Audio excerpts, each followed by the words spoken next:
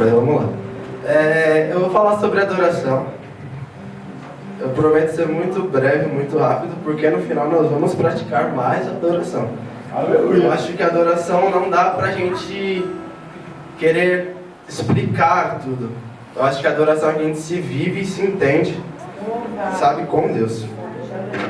E eu gostaria de estar abrindo as Bíblias em Gênesis, capítulo 5, versículo 21.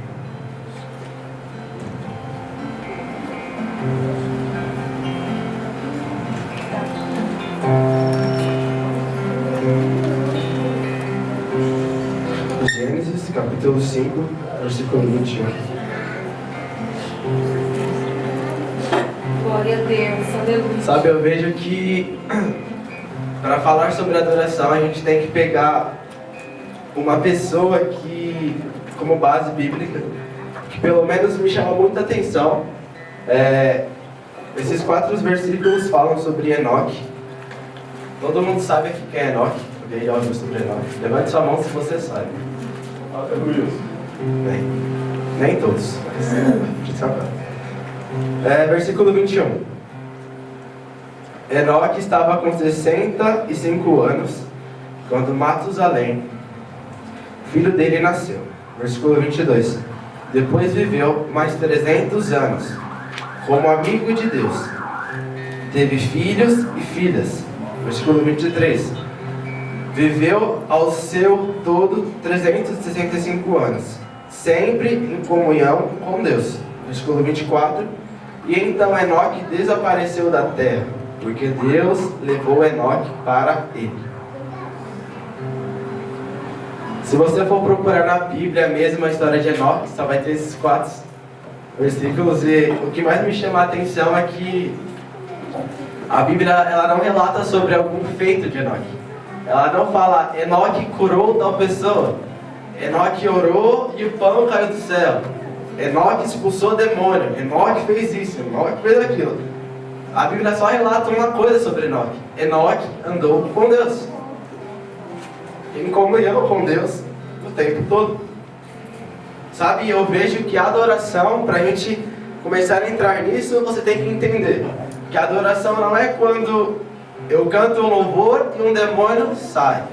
Não é quando eu prego alguma coisa e uma pessoa é curada.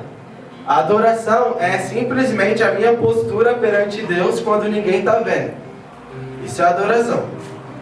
Quando você está na sua casa, quando você está na sua escola, quando você está no seu serviço, ali é você. E ali é o método que você adora. Certo? Eu gostaria de falar, para quem for anotar, nós vamos falar sobre 2 pontos sobre a adoração. Nós vamos falar sobre 2 pontos daqui a pouquinho. E para entender um pouco mais sobre a adoração, eu gostaria de falar que a adoração ela foi algo que Deus colocou em nós desde o início. E se você não sabe, você tem um instinto de adorar. Você tem a natureza, desde quando você nasce até quando você morre, de adorar. Mas não significa que é a Deus que você adora desde quando você nasce e desde quando você morre. O ser humano ele nasce sempre com uma vontade de adorar algo. O ser humano sempre precisa ter alguma coisa para ele falar, eu vou por causa disso, eu faço por causa disso, eu venho à igreja por causa disso, eu vou trabalhar por causa disso. Um exemplo, se eu falo que eu vou trabalhar porque no final do mês eu vou ter meu dinheiro na minha conta, eu estou indo trabalhar porque eu estou adorando o dinheiro, não porque eu gosto do meu trabalho, eu quero dinheiro só. Se me desse dinheiro de graça eu trabalhar, eu pegava esse dinheiro e não trabalhava. Quando eu venho para a igreja e penso assim, eu vou ir para a igreja mais uma vez, eu estou morrendo, estou cansado, hoje o dia foi exausto, mas eu vou porque aquele meu irmão vai estar lá. E se eu não for, ele vai mandar mensagem no WhatsApp. E se eu fingir que eu não vi, ele vai me ligar. E se eu não atender, ele vai ligar para minha esposa ou para minha mãe, para perguntar o que aconteceu. E como minha esposa e minha mãe é boa, ela vai falar, né? que eu não tinha nada e que eu não fui porque eu não quis. Vai, igreja. Deus da glória.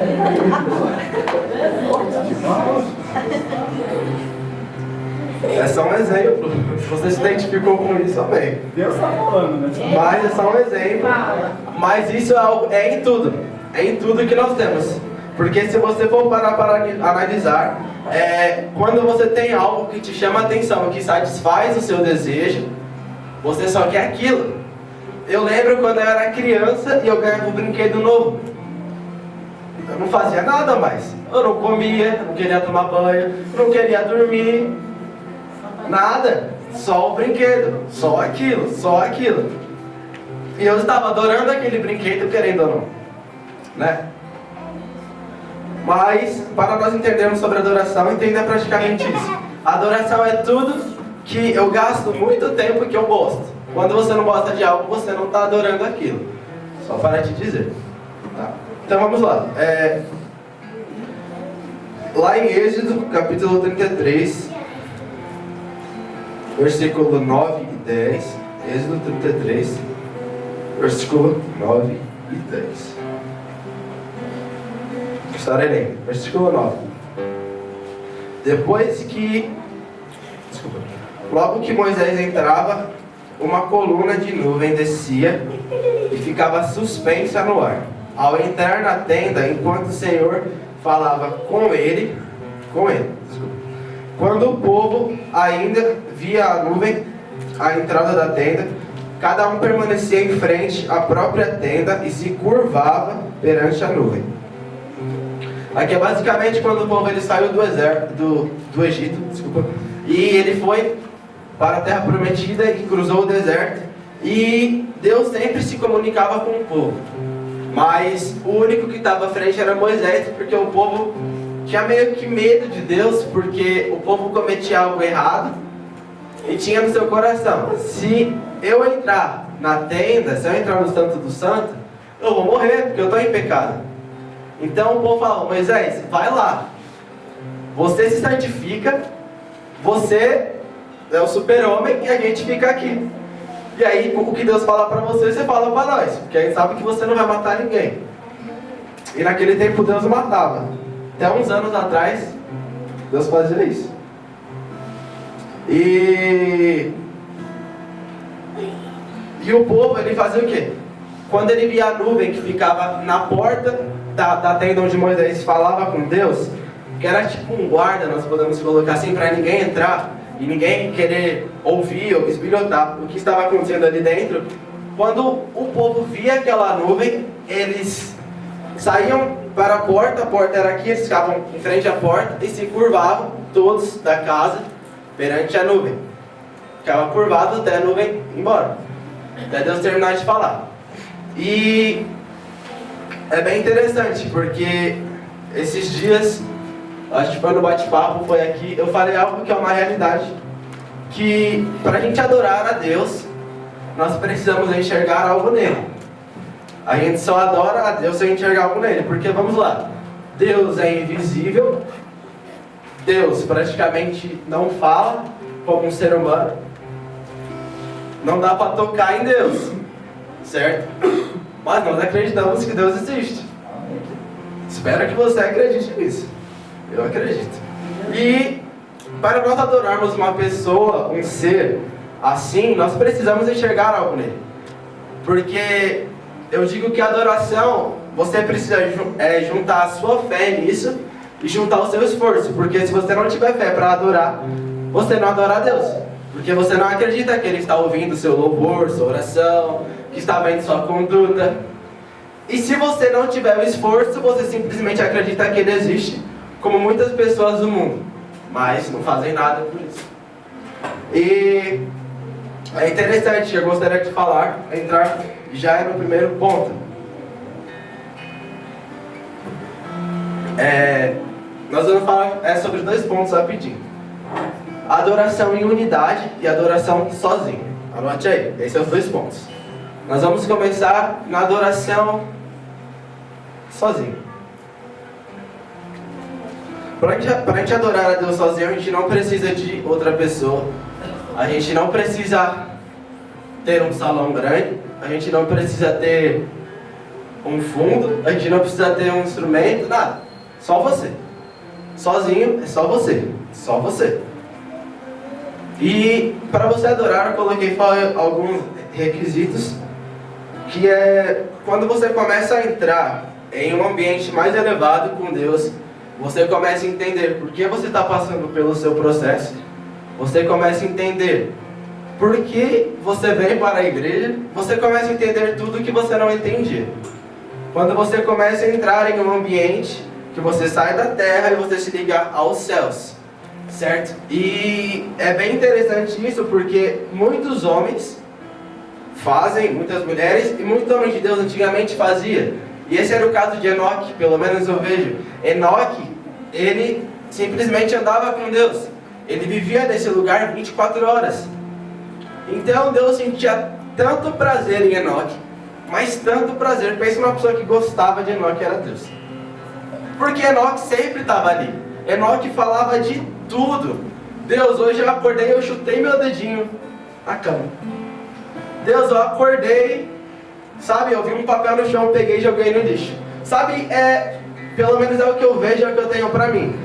O nosso relacionamento com Deus, ele só vai passar de nível quando a gente começar a parar de querer ver Deus como Deus. Quando a gente começar a ver Deus como uma pessoa normal, como nosso melhor amigo, a gente vai começar a entender.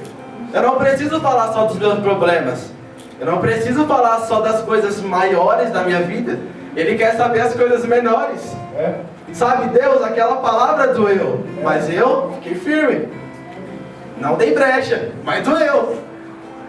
Então Deus, ele quer saber disso. E quando você começa a entrar nesse ambiente com Deus, é bem complicado para você entrar. Mas eu digo uma coisa: depois que você entra, você não volta mais.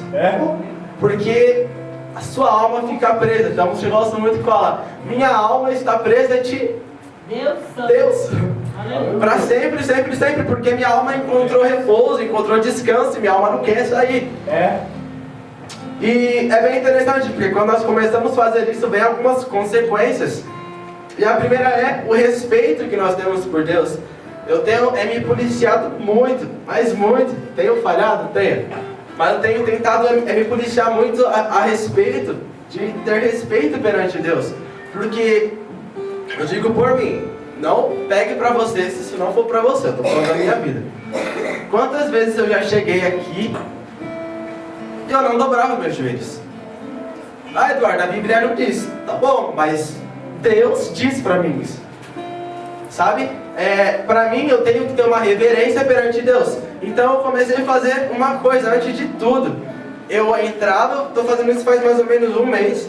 Eu entrava na última cadeira, eu virava ela e orava em primeiro lugar. Tava sempre com meu fone de ouvido pra não ouvir conversa de ninguém. Pra também, se alguém me chamar, eu não ouvir. E ficar ali.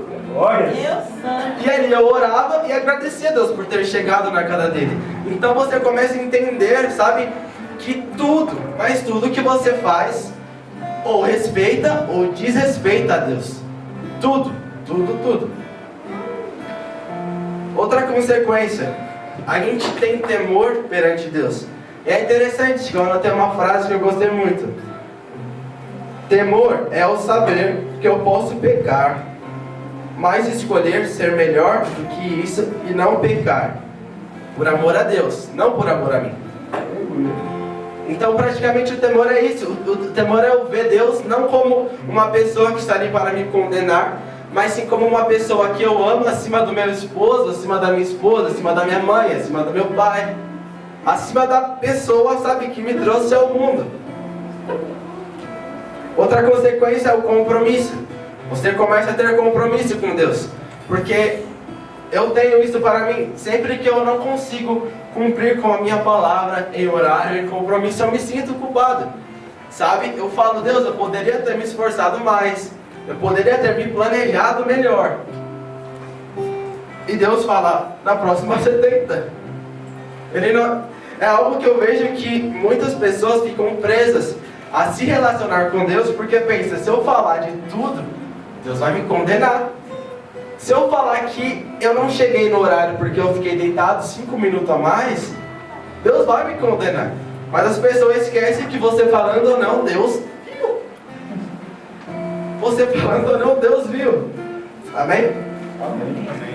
E a última consequência que traz na adoração sozinho é foco. Então é bem interessante, porque quando nós começamos a entrar no nosso quarto, no nosso secreto, em nossas casas, a gente começa a ter praticamente um caráter de um cristão, sabe? E começa a trazer isso para a igreja.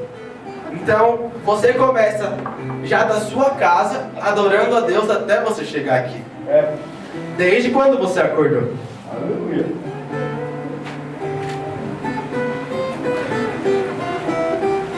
E vamos lá. Nós vamos falar agora sobre a adoração em unidade, que é o que mais tem me pegado e que mais dói em mim, porque eu achava que eu adorar em unidade a Deus, unidade é adorar todo mundo, né, gente? Meus irmãos, a igreja.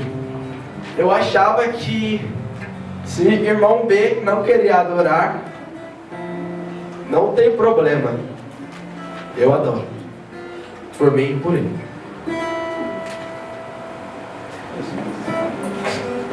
Cara, irmão Eduardo, isso é errado. Pra mim é errado.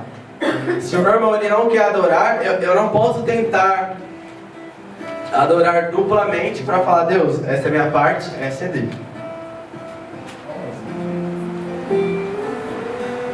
Então vamos lá. Uma das coisas que eu ouvi que tem me chocado, que tem me marcado, anote isso no seu coração, na sua mente, carregue isso com você. Para onde você for, carregue isso com você. Adoração não é eu sentir a presença de Deus, é Deus sentir a minha presença. Carregue isso com você, carregue, porque você vai entender que você não vai levantar sua mão só quando o fogo cair. Você vai entender que eu não vou só dobrar meu joelho só quando Deus tocar lá no fundo do meu coração. Você vai entender, sabe, que as coisas precisam ser mudadas. E não porque Deus derramou a presença dele, mas sim porque eu estou me entregando de verdade, mesmo eu não sentindo nada. E é interessante, eu anotei algo também, tem dúvida em mim. A maneira que eu me porto dentro da igreja é o tanto que eu conheço Deus. Como assim, irmão Eduardo? Vamos lá. Se você conhece um pouquinho Deus, você consegue entender que Ele está aqui. Básico. Certo? Se você conhece mais um pouquinho Deus, você consegue entender que você veio adorar Ele. Básico. Se você consegue conhecer um pouquinho mais a Deus, você consegue entender que você não está aqui para ouvir o sermão, ou a pregação, ou a canção que te toca. Algo básico, coisa básica, nós temos que entender isso daí. E eu vejo que o mais extremo é o que nós falamos um pouquinho atrás. Se eu conheço Deus, eu entendo que eu tenho que ter respeito com as coisas dele, com a casa dele. Sabe, eu já fiz muita coisa que eu me arrependo aqui dentro da igreja. Ah, Eduardo, você matou alguém? Não, cara, foi algo simples. Algo, nossa, eu faço isso na minha casa, por que eu não posso fazer aqui? Sabe, pelo menos eu consigo ver hoje, né? Se você não vê, Deus vai abrir seus olhos. Mas eu consigo ver hoje, sabe, que muitas coisas que nós fazemos aqui dentro, muitas vezes ofendem a Deus. Porque, vamos parar para pensar um pouco. Ele chamou Pedro, preparou Pedro. Pedro fundou a primeira igreja. Certo? Depois daí a igreja foi começando a ir, tomar forma, se espalhou, tal. Tem igreja em todo lugar hoje em dia, todo lugar. E aí eu chego e eu simplesmente penso que aqui é minha casa. Eu simplesmente penso, não, Deus ele preparou esse ambiente só para mim sentar, cara, para mim ficar. Eu simplesmente penso que Deus ele moveu discípulos, uma nação inteira, para construir esse local para a gente estar junto, em união. E eu tô com raiva do meu irmão que está do meu lado. E isso é bem complicado e eu não vou dar mais exemplos. Cada um pense, sabe? O Espírito Santo está aqui, ele está convencendo alguém. E eu simplesmente penso isso, sabe? Que nós temos que nos policiar muito a isso, muito. Mas vamos lá. Adorar a Deus na igreja é eu adorar a Deus com todos os meus irmãos. Algo básico que eu creio que muitas pessoas não entendem. Sabe, não é eu, cara. Não é o quanto eu falo alto, não é o quanto eu grito, não é quanto minhas línguas voam, não é quanto eu pulo mais alto que o outro.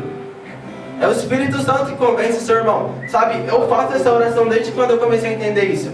O Espírito Santo convence a todos da igreja a adorar a Ti. Todos, todos, todos, todos. Das crianças até os mais velhos, todos adorarem a Ti. Sabe, porque eu vejo que Jesus, ele não está procurando pessoas que adorem Ele, está procurando uma noiva, um corpo, pessoas que falam, pensa, você está machucado, vamos lá, o resto do corpo ajuda você a andar. Sabe, se você está cansado hoje e não consegue levantar suas mãos, mano, nós te ajuda, mas não deixa de adorar. Sabe, eu vejo isso que é algo que pelo menos me dói muito, que se eu venho para a igreja com a mentalidade, eu vou adorar a Deus, eu vou dar meu melhor, tô nem aí para os outros. Para que você veio? Sério, para que você veio? Eduardo, eu vou dar meu melhor, cara. Eu vou deixar Deus me usar. Meu irmão não quer adorar, mas eu vou adorar. Cara, se você veio fazer isso, você poderia fazer isso na sua casa, no seu quarto, sozinho. Por que você veio para cá adorar sozinho? Você veio para cá com a mentalidade, não tô nem aí para ninguém. Para ninguém. Vou pular, vou arregaçar tudo. Para ninguém também. Mas vamos lá. E se você entender um pouco mais, para uma igreja, eu não vou colocar toda essa que não está aqui, mas para nós que estamos aqui, vamos fazer uma enquete agora. Quem aqui acha que todos, pensa em todo mundo que está aqui agora, se você quiser olhar para trás, analisar, todo mundo que está aqui agora, certo? Todos, sem exceção, conseguem adorar a Deus juntos, sem ira, sem cólera, falar mais biblicamente, sem contenda, sem mal olhado, tipo, nossa, por que você está pulando? Não estou sentindo nada. Quem é que acha, levante sua mão, por favor. Deve ser que une até sua pé. Mas, né? É a sua opinião. Não deixe nada de se contrariar a sua opinião, não. O que você pensa. Mas isso daí mas isso é uma coisa que é muito interessante, porque nem todos nós estamos com uma única pessoa. Quer ver? O Beto tá rindo. Presta atenção. O que eu tô sentindo agora não é o que o Beto está sentindo. O que o William está sentindo não é o que a Tati está sentindo. Aí é forte. Não é? E calma, eu não estou falando de sentimento, emoção. Estou falando de conexão. Conexão. Eduardo, mas se você conectou já era. Não, tem o fraco, o bom. Tem muito bom. Tem excelente. Sabe? E sim, eu acredito que todos estão conectados no céu. Todos. Todos estão sentindo alguma coisinha, tá? Mas a grande chave de uma igreja adorar a Deus é todos estarem na mesma frequência, no mesmo foco, no mesmo propósito. Eu venho para a igreja por isso. Todos por isso. Todos. Eu adoro por causa disso. Todos têm essa mesma mentalidade. Eu vou adorar porque Deus é Deus. Eu não vou adorar porque eu quero minha bênção. Todos têm que ter essa mentalidade. Se um não tem, a igreja não adora. Porque a igreja é todo mundo. É um corpo. Certo? E para a gente conseguir chegar a esse estado, sabe, de adoração mesmo, que eu vejo, é aquilo que nós falamos terça-feira. A Bíblia, ela diz, eu não consegui pesquisar, que eu pensei nisso agora, mas a Bíblia diz lá em Apocalipse que Os seres que estão lá no céu têm muitos olhos, sabe? E todos os olhos apontam para Deus. Todos os olhos estão olhando diretamente para Deus. Todos os olhos estão olhando diretamente para Deus. Pensando por esse modo, né? É simplesmente a igreja começar a olhar para o mesmo local. Eduardo, você está dizendo que eu não estou olhando para Deus? Estou dizendo isso para você. É isso mesmo.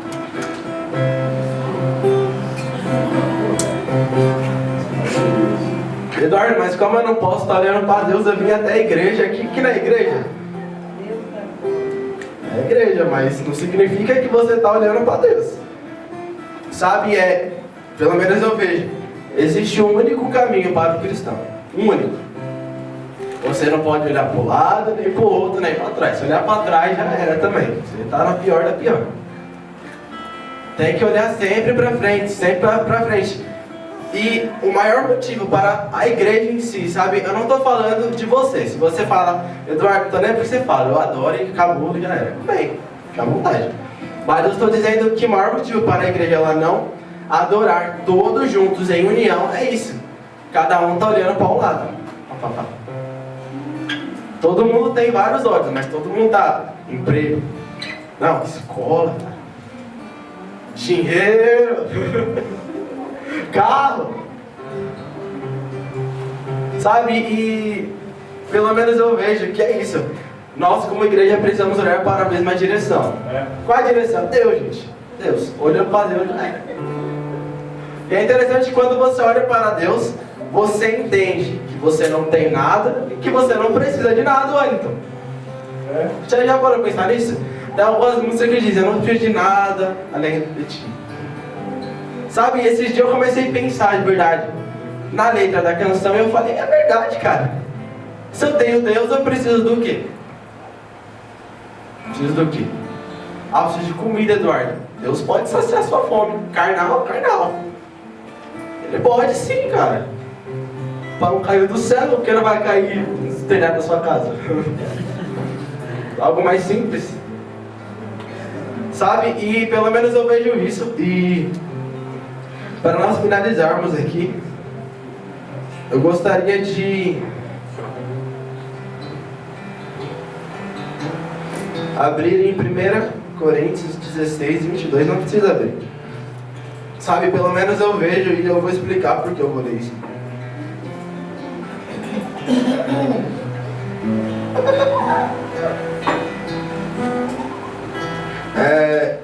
Pelo menos eu vejo, é algo que Deus ele tem tocado muito em meu coração, que é que uma igreja que ama de verdade Ele, uma igreja que anseia de verdade por Ele, tem que ter uma canção. Vou dizer uma canção, mas entenda da forma que você quiser. Tem que ter uma canção estampada no seu peito, cara. Na sua testa, se for possível, para todo mundo ver. Sabe, tem que ter algo que fala, nossa, esse cara ama Deus mesmo. Essa igreja busca Deus. Não busca o que Deus tem, busca Deus. Eu estarei lendo 1 Coríntios 16, 22. Se alguém não ama o Senhor, seja anatema. Anátema, desculpa, gente. Desculpa. Anátema. Maranata. Em outras palavras, para quem não sabe, esse negócio aí. Não, é que eu não entendo porque colocaram essa palavra. É fácil de colocar maldito. O significado é maldito, significa não. Sinônimos dela. Um sinônimo é maldita. Então vamos ler assim mesmo. Se alguém não ama o Senhor, seja maldita. Maranata. Eduardo, você está dizendo que se alguém não ama a Deus, a pessoa que se lasque. Quer dizer, a Bíblia está dizendo isso. Eduardo, mas tem aqui, ó, o próximo. Você tem que fazer o possível pelo seu próximo.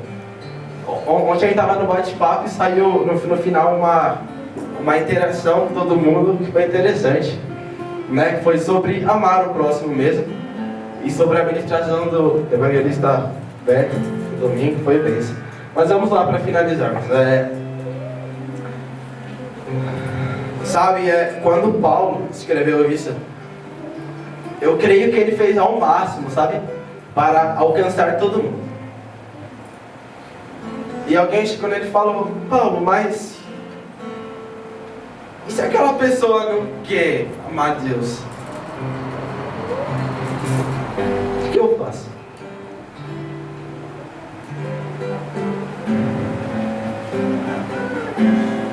O que eu faço? Você não pode forçar ninguém a amar Deus, não pode fazer nada disso. Não pode botar a arma na opção para Deus. É interessante que nós temos que simplesmente mostrar Deus através de nós. Ontem o pastor Jacob falou algo que concluiu o bate-papo, que foi algo chocante mesmo, né? Se o meu próximo não acredita em Deus, mesmo eu pregando o evangelho para ele, é porque ele não vê Deus em você. Simples, claro, objetivo. Se o meu próximo, se meu tio, meu primo, seja quem for, não acredita no evangelho, mesmo eu pregando, eu falando, é porque ele não vê o evangelho que você prega em você. As suas atitudes continuam a mesma, sua vida continua a mesma, nada muda, nada anda. Para finalizarmos, eu vejo que essa palavra tem que estar estampada no coração de todas as igrejas, de todas as pessoas que amam a Deus. O Maranata. Sabe, para quem não sabe, ora vem, Senhor Jesus. Eduardo, eu não entendo essa palavra, ora vem Jesus, ele já não está aqui? Sabe, quando eu comecei a meditar sobre essa palavra, Deus ele me confrontou muito. Porque, sabe, eu gostava muito de orar.